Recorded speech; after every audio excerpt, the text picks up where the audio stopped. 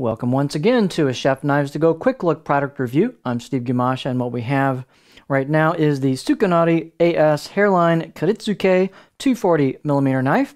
So this line of knives has a core steel of awagami, or what's known as blue paper super reactive high carbon steel.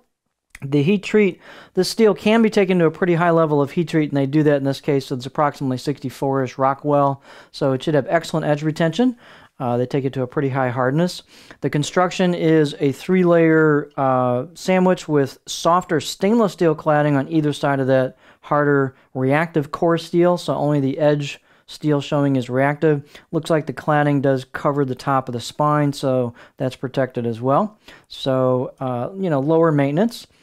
The weight and dimensions vary a little bit from knife to knife on these, but this particular one is 200 grams, or about 7.1 ounces.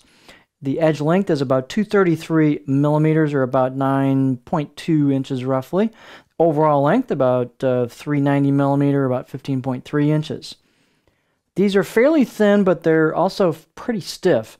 The spine thickness coming out of the handle on this one's about 2.35 millimeters, and then I measured about halfway down, about 2.35 millimeters, and pretty much just keeps that same 2-ish and millimeter thickness, even at the corner here, the turn for the reverse sword tip on the Kiritsuke shape, and you can see it kind of thins up pretty thin towards the tip. The height on this one's about 50.3 millimeters, so plenty of blade height and loads of clearance for your fingers on the board. We have a handle that has a nice solid feel to it, nice fit and finish. It's an octagonal rosewood handle with a black packawood ferrule. Nice fit and finish on the handle, tight install. The handle has a little bit of heft to it, which helps balance out that blade. So that brings the balance point just about where that kanji starts. And so that is pretty close to a pinch grip for me, maybe just a touch in front of it. And so that gives this blade some nimbleness, but also some, heft in terms of chopping power. So it's for the size of the blade, it's pretty nimble, even though it's 7 ounces. Let's see here. Let's take a close-up look at it. Oh, handle circumference on this is about 76 millimeters, or 3 inches, so pretty standard size. So here is the right side of the blade if you were holding it, cutting stuff. See if we can get a nice beauty shot here.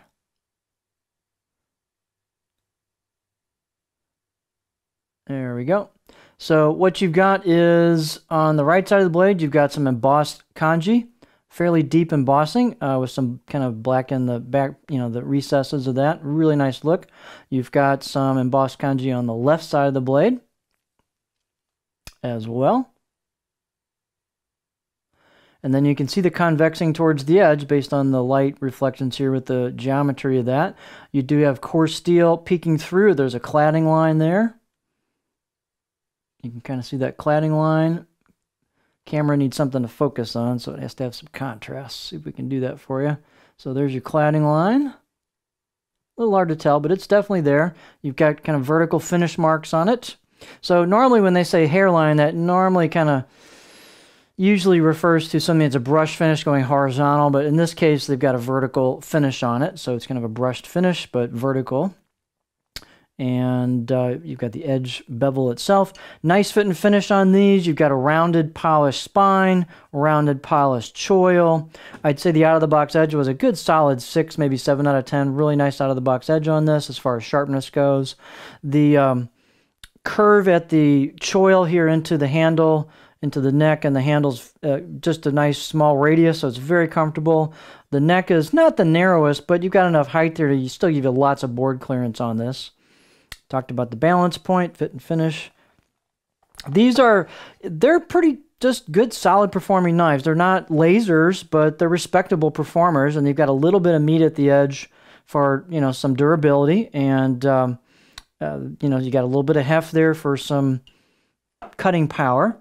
Let's look at the profile on this bad boy here. So using the profile, you can see there's not a huge flat spot on it, but we do have a little bit of back belly towards the heel, so it flows, and then it just kind of flows into that heel. It's not a full-on like stop or anything.